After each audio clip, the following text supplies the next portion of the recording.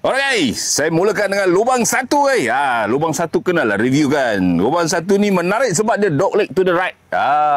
Dekat sini kau akan jumpa pokok-pokok tu. Kau jumpa tanah yang flat dan landai. Saya rasa agak berpasir sedikit. Jaga-jaga, jangan main bangka di atas rumput. Okey. Lubang satu par 4 guys. Lubang satu par 4 indeks 7.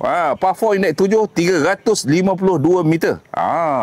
Dog leg to the right, kita kena target first untuk sampai ke selekor dulu. Ada bunker sebelah depan. Sebelah kanan ada kawasan semak samun. Sebelah kiri keluar pagar saya rasa OB. Dan pagar di kawasan sini guys, saya perhatikan dalam tembok batu guys. Jadi mungkin bola kau susah nak OB. Jadi tengok apakah jadi kita punya suku pukulan. Saya menghala ke satu bukit kat depan ni. Bukit apa saya tak tahu apa nama dia. Nampak macam best character di sini kerana ada bukit, ada laut dan juga ada rumput rampai guys. Okey, come on it. One good shot. Mana-mana satu. Tengok pagi-pagi ni setelah kena apa tu nasi dagang dan juga keropok lekoh, boleh tak saya pukul dengan baik guys. Okey, one good shot. Mana-mana satu. One good shot baby. Wow. Janganlah kau terbabas. Okay, no problem. Clear. Okay, ada. Alright.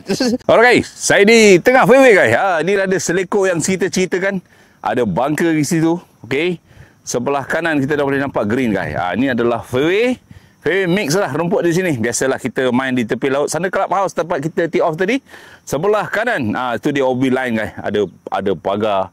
Jadi you main sini, you feel different guys. Alright, kita tengok apa jadi dengan pukulan saya yang kedua. Distance lebih kurang 153. Okay, pukulan kedua dalam rough guys. Tengok saya gunakan 7 iron. Boleh tak saya pukul dengan baik? Hari ni kita main santai-santai sudah lah. You all bukan nak tengok pukulan saya kan. Kita nak tengok keindahan padang di sini guys. So sebelah kanan ada satu lagi bunker. So dekat green tu saya rasa belakang tak ada apa masalah. Ada semak samun sikit. So ada tundun-tundun di depan bunker yang kita harus awas. Kau boleh one good shot. Mana-mana satu. One good shot, baby. Tak masuk. Sampai tak sampai? Tak sampai. Tak solid. Alright, bola tak sampai. Saya kena chip. Mengalir ke green. Green comel kan. Nanti saya tunjuk ke you all macam mana green dia rasanya. Kita tengok apa jadi dengan pukulan saya nanti. Alright, saya chip. Boleh tak saya chip? Saya menggunakan 60 degree guys. Saya chip tengok boleh tak sampai dengan baik. Ambil one good chip. Tengok ni. Di lereng bukit, di atas, di bawah kaki tundun guys. Di bawah kaki tundun boleh tak dia sampai ke lubang guys. Alright, kembali one good shot. Sampai tak sampai tu? Kita tengok. Okay, ini dia pemandangan green guys. Comel guys, memanjang. Kata orang Ganu comel, ini adalah pemandangan dari green ke fairway guys. Ada bunker besar sebelah kiri. Tapi sekarang ada maintenance kot bunker ni. Jadi daripada sana kita boleh shoot source ke green. Green memanjang guys. Green memanjang.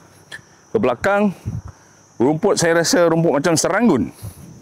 Macam seranggun rumput dia. Alright. Kita tengok apa jadi dengan pukulan saya. Mana bola saya? Oh, ni dia. Right. Ni bola saya akan putting down slope guys. Alright guys, saya putt. Kita tengok apa jadi dengan saya punya pukulan. Ini green. You kena main firm guys. Ini tempat beriadah petang-petang, pagi-pagi keluar peluh jalan kaki memang cun lah. Tanah dia flat. Saya rasa tak banyak dia punya drop. Kita nak control speed sudahlah kan. Okay. Tengok. Putting for par. Dapat bogey pun happy. Alright. Putting for par. Lebih kurang 11 kaki, 12 kaki macam tu. Tengok apa jadi. Good putt baby. Pergi kau. Yes.